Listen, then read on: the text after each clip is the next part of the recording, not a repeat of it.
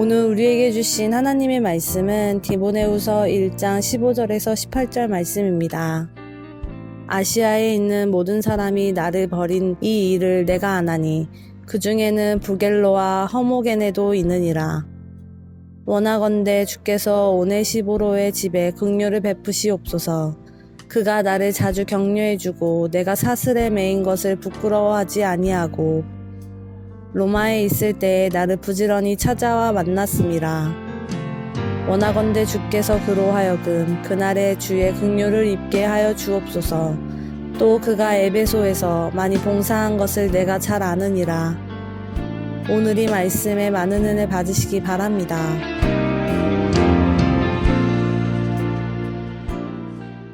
우리가 바울의 서신들을 읽을 때 볼 수 있는 것들은 바울이 가지고 있는 인간적인 모습들을 우리가 볼 수 있습니다.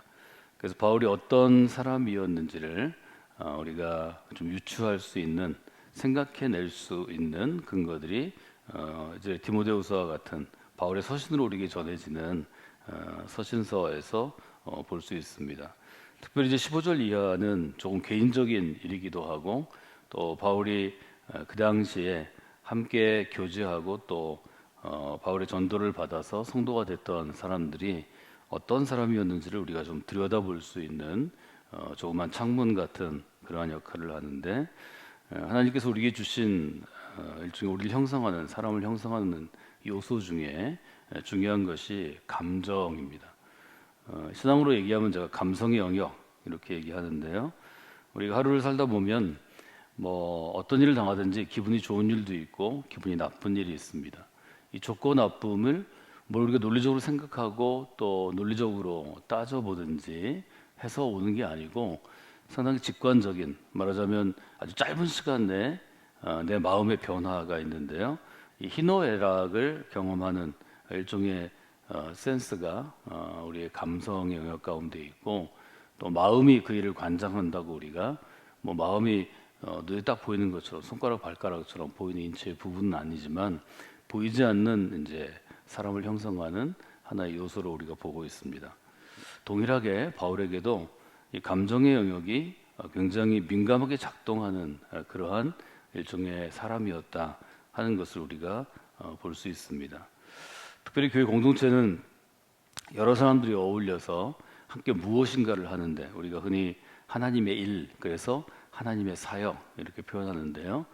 뭐 우리가 함께 모이든 어떤 훈련을 하든 어떤 봉사를 하든 어떤 일을 하든지 같은 일을 할 때 리더가 되어서 혹은 함께 참여하는 자가 되어서 함께 일하는 사람들을 기분 좋게 하면서 일하는 사람이 있고, 어떤 사람은 일을 맡겨놓기만 하면 함께 일하는 사람들의 마음을 아주 특별하게 불편하게 해서 다시는 목사님 제가 저 사람하고는 같이 일하지 않겠습니다, 뭐 이런 이야기를 듣게 하는 사람들이 있습니다. 할 수 있으면 같은 일을 해도 성도들이 이분과 같이 일을 하면 참 기분도 좋고 의미가 있으니까 제가 함께 하고 싶습니다. 여러분들이 이런 평가를 받는 분들이 되시기 위해서 반드시 노력해야 합니다. 저는 이것을 리더십 어빌러티라고 부르고 싶습니다. 리더십 능력입니다. 바울에게는 이런 리더십 능력이 아주 분명히 있었던 걸 우리가 보게 됩니다. 물론 바울과 함께 일하다 싸운 사람도 있고 헤어진 사람도 있고 또 바울과 좋지 않은 관계를 가진 사람도 있지만, 바울을 따르고 존경하고 함께하는 사람들은 인간이 보일 수 있는 최고의 충성심을 보였고 헌신도를 보였고, 바울을 위해 기꺼이 고난을 감수하는, 말하자면 그리스도를 위해 고난을 받는 것과 같은 그런 공동체를 사실은 바울은 형성하고 있습니다. 예수님과 예수님의 제자들의 숫자나 충성도나 역동성보다 예수님 겨우 3년 남짓 젊은 청년들과 함께 하셨는데, 바울은 아주 다양한 인종과 다양한 문화와 다양한 도시 속에서 수많은 사람들과 30년을 교회를 세웠기 때문에 이 점들을 여러분들이 좀 돌아보시면 좋을 것 같습니다. 이것은 특별히 어떤 훈련에 의지해서 사람이 잘 바뀌어지지는 않습니다. 타고난 자세, 또 타고난 말투, 타고난 마음 씀씀이 아무리 훈련을 해도 잘 바뀌어지지 않는 것을 저는 보게 됩니다. 이것을 이기는 단 하나의 방법은 바울이 늘 얘기했듯이 빌립보서 2장 5절에 있는 말씀처럼 너는 이 마음을 품으라. 이는 그리스도 예수의 마음이니. 제일 중요한 것은 마음입니다. 그리스도 예수의 마음을 품으면 여러 가지 일들이 동시에 사실은 잘 해결됩니다.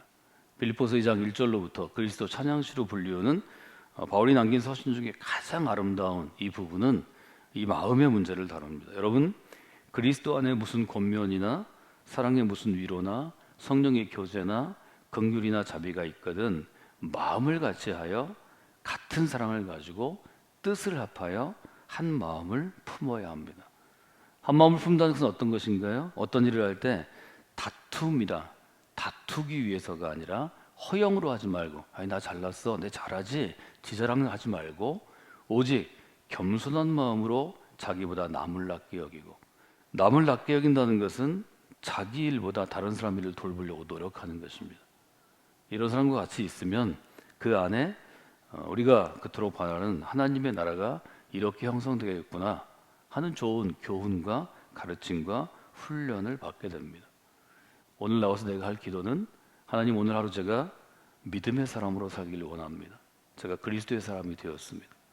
예수의 마음을 품게 하시고 그 마음 가는 대로 생활하고 살게 하여 주시옵소서. 여러분이 아주 근본적인 기도를 붙잡으면 여러분이 원치 않아도 하나님이 여러분을 다듬어 가시기 때문에 하나님의 뜻, 하나님의 선택, 하나님의 결정에 의해서 부르신 사람은 하나님이 친히 다스리시기 때문에 반드시 여러분에게 변화가 있습니다. 그런데 여러분의 기본 자세가 나를 백지처럼 또는 나를 진흙덩이처럼 주님이 빚으시도록 하나님이 빚으시도록 내어드리지 않으면 이 내어드림의 부분이 헌신인데요. 내어드리지 않으면 하나님이 다듬기 어렵습니다. 하나님이 교회 공동체를 통해서 우리처럼 모난 돌들을 다듬어 가시는데 이 부분들을 여러분들이 잘 생각하셔야 합니다. 내가 앞서고 내 판단으로 내 능력으로 내 지식으로 다른 사람을 재단하거나 다듬을 수 없습니다.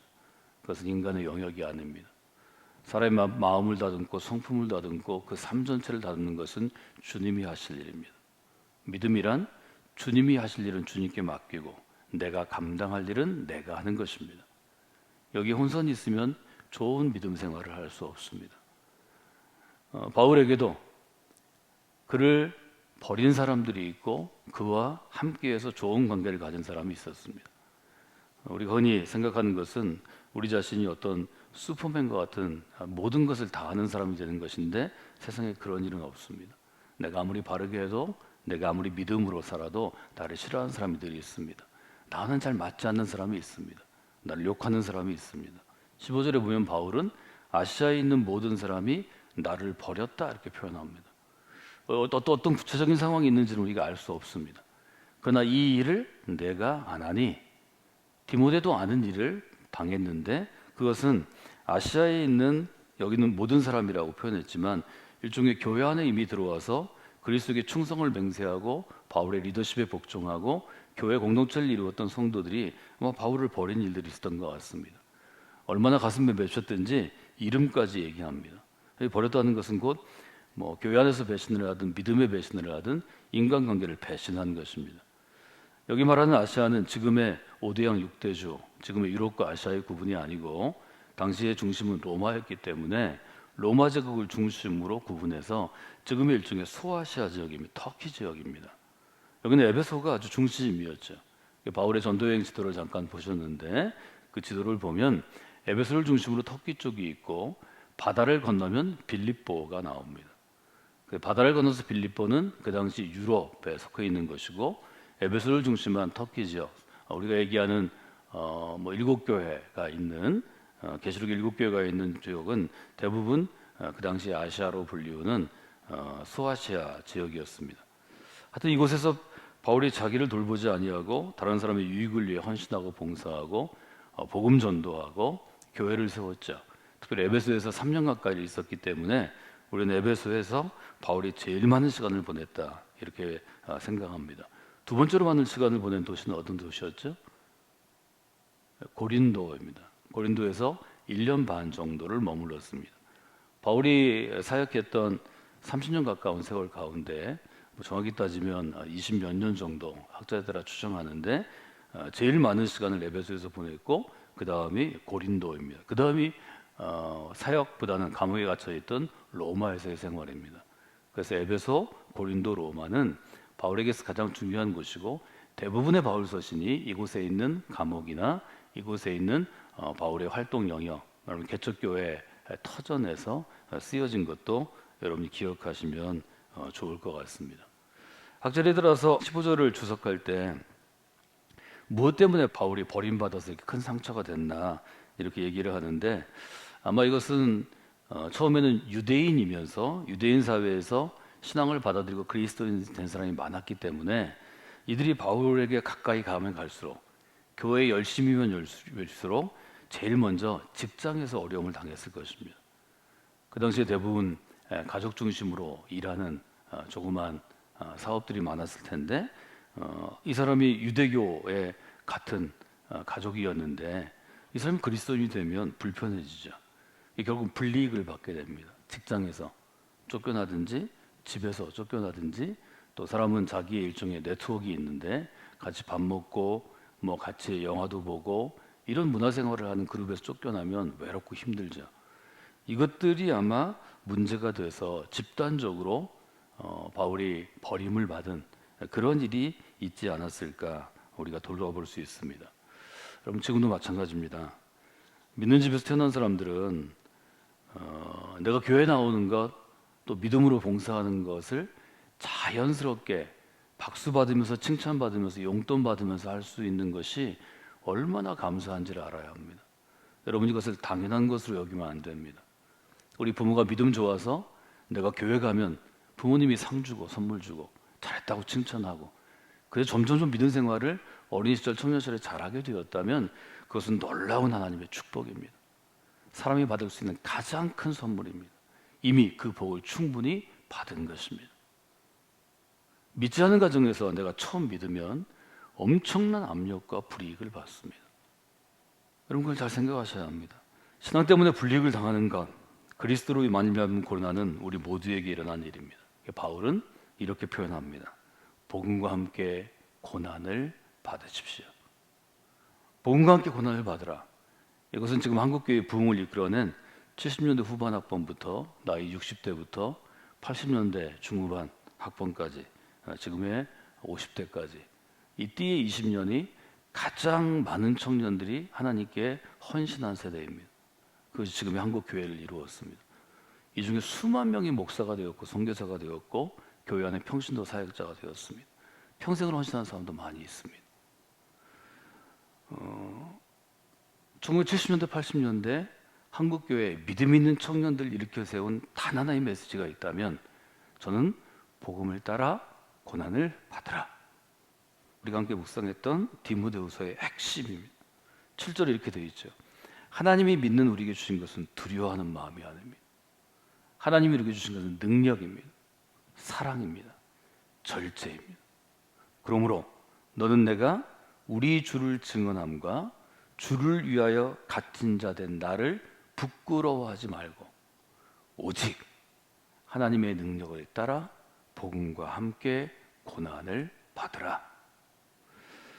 여러분이 아무리 하나님을 오래 믿어도, 여러분이 아주 큰 일을 감당해도 오래 믿을수록 큰 일을 감당할수록 고난의 강도는 더 세지는 것입니다. 고난의 두께는 더 두꺼워지는 것입니다. 그리스도의 믿음은 복음으로 인해 받는 고난과 함께 세워집니다. 평탄한 신앙생활은 없습니다. 여러분 어려움 없으면 신앙도 무너집니다. 그 어려운 가운데서 하나님께서는 바울을 어떻게 세우셨나요? 16절에 보면 주께서 오네시보로의 집에 긍휼을 베푸시옵소서. 왜 이 집을 위해 기도할까요? 이 집이라는 것은 그 당시로 보면 가까운 가족, 부모, 자녀를 뛰어넘어서 큰아버지, 작은아버지, 큰 공동체, 대가족이죠. 거기서 집에서 일하는 사람까지 작으면 수십 명이고 큰 집이면 100명 넘는 수많은 사람들입니다. 오네시보로 한 사람이 아니라 그의 집을 위해서 기도하고 그 축복합니다. 하나님의 긍휼을 이 집에 주시길 원합니다. 우리로 얘기하면 5인 가족, 4인 가족, 1인 가족이 아니고 적어도 수십 명의 집단입니다. 이분들이 바울에게 어떤 일을 했기 때문에 바울이 특정한 이 사람을 위해 기도할까요? 첫 번째, 그들은 바울을 자주 격려해 주었다 이렇게 표현합니다. 그가 나를 자주 격려해 주고, 하나님이 사람이 하는 것은 하나님의 사람을 격려하는 일입니다. 이때 격려하다라는 뜻이 옛 성경 번역 1957년에 번역한 개역 옛날 한글판에는 이렇게 되어 있습니다. 저가 나를 자주 유쾌하게 하고. 이 번역을 격려로 했는데 저는 전에 번역이 훨씬 더 일종의 의를 살린, 단어의 뜻을 살린 좋은 번역이라고 생각합니다. 여기 쓰인 헬라어 단어의 뜻은 어떤 것인가 하면 서늘하게 하다라는 뜻입니다. 서늘하게 하다는 것은 곧 시원하게 하다는 것입니다. 그래서 우리가 더운 날 냉장고에 있는 시원한 물을 먹으면 아주 뼛속까지, 마음속까지 시원하다 이런 표현을 쓰는데요. 마치 속이 시원해지는 것 같은 그런 것입니다. 바울이 다른 사람들의 아시아의 모든 사람의 버림을 받고 지쳐있고 억울하고 아쉽고 하나님을 향해서 정말 원망하고 싶을 정도로 고통스러웠을 때, 아주 깔아져서 쓰러져 있을 때, 그때 오네시포로의 집에 있는 누군가가 그를 찾아와서 한여름 시원한 물처럼 그를 깨어나게 했다는 것입니다. 여러분이 복음 안에 서서 복음과 함께 고난을 받으면 고난당하는 일이 쉽지 않고 어렵지만 고난당할 때 동일하게 하나님이 여러분을 유쾌하게 하십니다. 여러분을 붙잡아 주십니다. 한여름의 시원한 냉수처럼 여러분을 붙잡아 주시는 그 서늘함을, 그 유쾌함을 경험한 하루가 되시기를 원합니다. 제가 전에 설교할 때 이 부분을 마음을 시원하게 해주는 사람 이렇게 설교했습니다. 기도하셔야 합니다. 하나님, 오늘 제가 만나는 어떤 그리스도인에게 그의 마음을 시원케 하는 역할을 제가 감당케 하여 주시옵소서. 여러분 기도하실 때 하나님 여러분을 그렇게 사용하십니다. 그렇게 쓰임받는 오늘 하루가 되시기를 주님의 이름으로 축원해 드립니다.